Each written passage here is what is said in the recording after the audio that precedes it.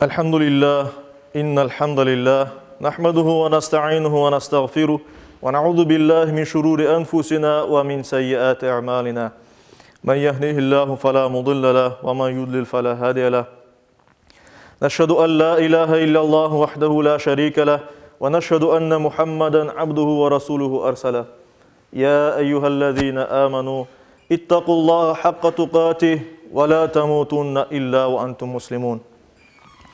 أيها الناس اتقوا ربكم الذي خلقكم من نفس واحدة وخلق منها زوجها وبث منهما رجالا كثيرا ونساء يا أيها الذين آمنوا اتقوا الله وقولوا قولا سديدا يصلح لكم أعمالكم ويغفر لكم ذنوبكم ومن يطع الله ورسوله فقد فاز فوزا عظيما أيها الناس قال الله تعالى في كتابه الكريم أعوذ بالله من الشيطان الرجيم بسم الله الرحمن الرحيم إنا أنزلناه في ليلة القدر وما أدراك ما ليلة القدر ليلة القدر خير من ألف شهر تنزل الملائكة والروح فيها بإذن ربهم من كل أمر سلام هي حتى مطلع الفجر صدق الله ربنا الأعلى.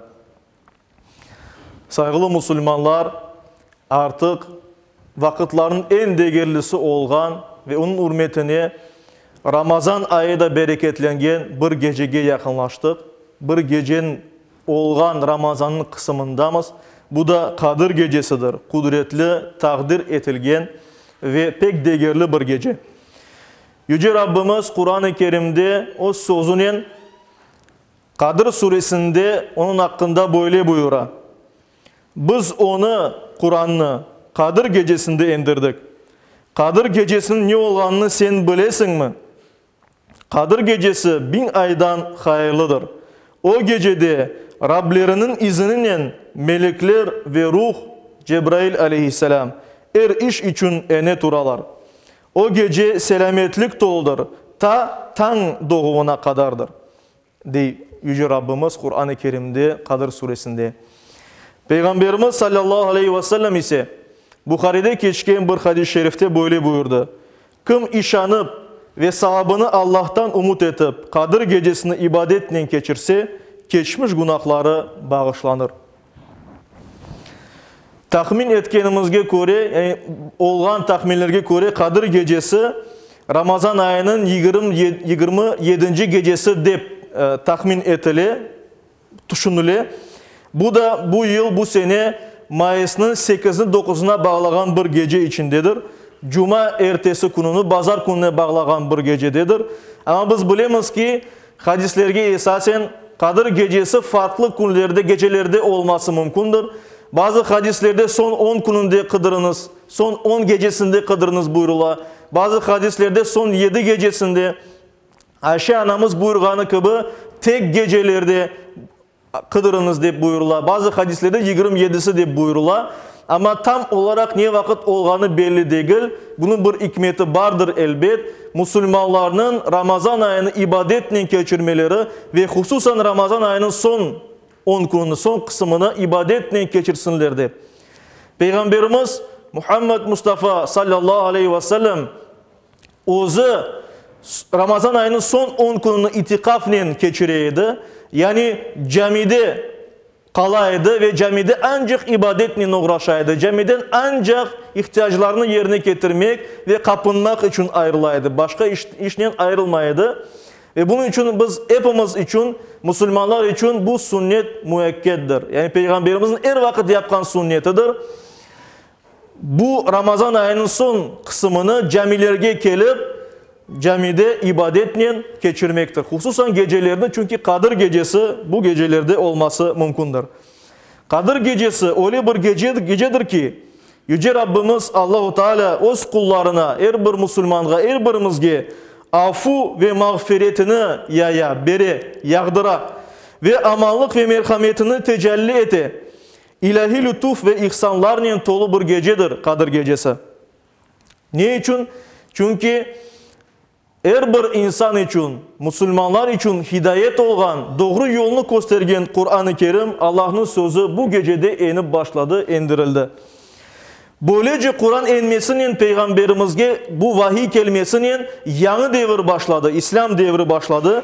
Ve Kur'an-ı Kerim'de Yüce Rabbimiz 23 yıl devamında insaniyetke bütün insanlarga, Müslümanlarga, Müslüman olmalarga müracaat ete ve ogut ete, doğru yolunu göstere, yüreklerge şifa bere, müminlerge rahmet menbası olarak çıka ve müminlerinin inangan kimselerinin yolunu aydınlata, doğru yolunu göstere, kurtuluş yolunu göstere. Nasıl ki Allah'ın razılığına erişmek ve cennetini kazanmak mümkündür. Yüce Rabbimizin büyük ikramı işte Kadir gecesinde inmeye başladı. Ve ona göre de bu gece o kadar da değerlidir. Ona göre de Yüce Rabbimiz onu 1000 aydan daha hayırlı eyledi. İşte saygılı cemaat-i Müslümin. Kur'an-ı Kerim'de Yüce Rabbimiz Kur'an hakkında böyle buyura. İşte bu Kur'an indirgenimiz mübarek bir kitaptır. Şuna uyun ve Allah'tan korkun ki sizge merhamet etilsin. Aysa biz hepimiz Kadir gecesinde inip başlayan Allah'ın bu sözüne boysunmak gerekmiz. Onu anlamağa ve onun boyunca yaşamağa gayret etmek, tırışmak gerekmiz. Saygılı cemaat, Kur'an-ı Kerim mukaddes kitabımız ancak türlerde Kur'an kabı içinde böyle asılıp durmamak gerek. Onu biz okumağa öğrenmek gerekmiz. Okumakla savap kazanmak gerekmiz. Anlamağa tırışmak gerekmiz ve hayatımızga rehber tutmak gerekmiz. Kur'an-ı Kerim boyunca yaşamalımız. Zaten Kur'an-ı Kerim bunun için insanlarga, Müslümanlarga indirildi. Saygılı cemaat-i Müslümin, işte Kadir gecesi, bu geceler her birisi Kadir gecesi olması mümkün. Şimdi büyük ihtimalle yarınki gece inşallah Kadir gecesi de olabilir. Ve ona göre de Yüce Rabbimizden bir merhamet olarak verilgen bu bereketli vakitlerini, gecelerini değerlendireyik. Büyükten büyük savap kazanayık ve Yüce Rabbimizin razılığına erişmeye tırışayık. İbadet etmekle beraber, yani namaz kılmak, dua etmek, işte dini kitaplar okumak, dini bilgilerimizi arttırmak, zikir çekmek, salavat getirmekle beraber başka bir ibadet de var. O da tefekkür etmek, düşünmek. Bir insan özün nasıl yaşaganını, nasıl hareket etkenini, doğru olup olmaganını her vakit düşünmek gerek. Tefekkür etmek gerek. Ve özünü hesapka çekmek gerek. Ben doğru yaptım mı? Doğru sözler ayttım mı? Ve başka kimselerin hakkına kırdım mı, kırmadım mı? Ben Allah'a gerek olganı gibi kul olan mı? Tırışan mı Allah'a kul olmağa, yoksa günahlarım var, eksikliklerim var vesaire. Bir insan bunlarını düşünse, onda azim, karar peyda ola ki bu hatalarını düzeltmeye ve hayırlı yapkan hayırlı işlerini devam ettirmeye. Ona göre de elbette düşünmek gerekmez. Eğer de bir kimsenin hakkına kırgın olsak ki her bir insan az mı çok mu günah yapa, bir kimsenin hakkına kırgın olsak ondan bağışlaf dileyik, onlardan helallik sorayık ve bu mübarek geceni de bir hayırlı sebep olarak koruyuk. Çünkü bu mübarek gece sebebinin başka insanlar bizge daha da ziyade eğilip, daha da ziyade meyil etip yapkan hatalarımızı bağışlay bile. Yapkan yarama hareketlerimizin, günahlarımızı bağışlay bile. Ve ona göre de saygılı cemaat-i Müslümin, birbirimizden helallik sorayık, birbirimizni bağışlayık ve birinci adım yapayık. Eğer birbirimizge dargın olsak, kim birinci adım yapsa, Peygamberimiz sallallahu aleyhi ve sellem deyir ki, savabı onundur. Aysa o savabını şu mübarek gecede kazanmağa tırışayık.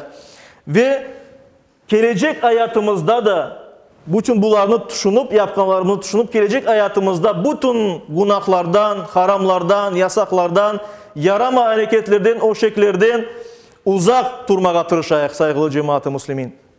Böyle bir kararga gelip bunun için tırışayık.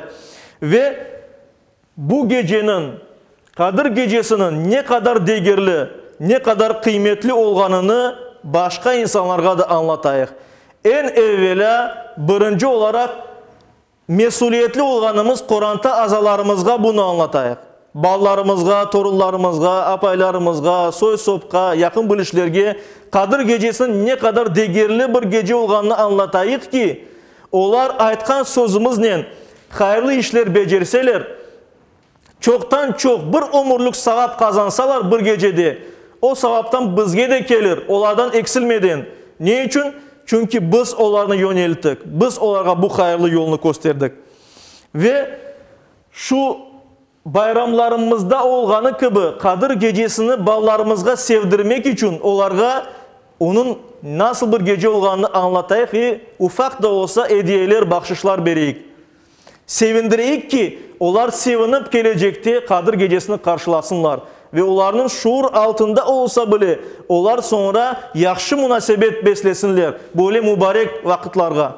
Yaxşı baksınlar, yaxşı közle korsunlar, beklesinler böyle mübarek gecelerini ve günlerini. Ve elbette her birimiz dua etemiz Kadir geceleri. Kadir gecesinde, bu mübarek gecelerde dua etmeye çalışamız. Özümüz için, yakınlarımız için dua etkenimizde mutlak ve mutlak vatanımızı, halkımızı, cümle İslam ümmetini unutmayıq, insaniyetini unutmayıq. Her birimiz için, birligimiz için, tirligimiz için dua etmeyi unutmayıq saygılı cemaat-i müslimin. Dua Müslümanın silahıdır. Bir insanın duasını yani Yüce Rabbimiz bu dünyanın her şeyini değiştirebilir. Aysa birbirimizin iyi alımız, güzelliğimiz, birliğimiz, bir demliğimiz için dua etmeyi unutmayıq. Yüce Rabbimiz Kadir gecesine nail olup yetişip bu Kadir gecesinde, bu yılın Kadir gecesinde ve gelecek gecelerde çokça bereket ve savap kazanmağa nasip eylesin her birimizge. Yakınlarımızga bunu öğretmek, yakınlarımızga bunu teşvik etmek nasip eylesin. Yüce Rabbimiz her birimizni aman esen olarak Oraza bayramına yetiştirsin ve daha nice bayramlarga yetmeye, birlik beraberlik olmağa nasip eylesin. Amin.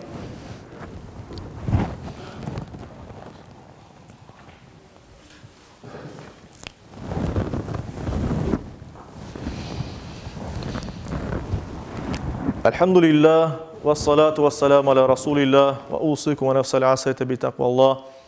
İnna Allah ve melaiketehu yusallun alen nebi. Ya eyyühellezine amanu sallu aleyhi ve sellimu teslima. وارض اللهم عن خلفاء الأربعة أبي بكر وعمر وعثمان وعلي وعن سائر الآل والصحابة والتابعين ومن تبعهم بإحسان إلى يوم الدين وعنا معهم بعفوك وكرمك يا أكرم الأكرمين ويا أرحم الراحمين.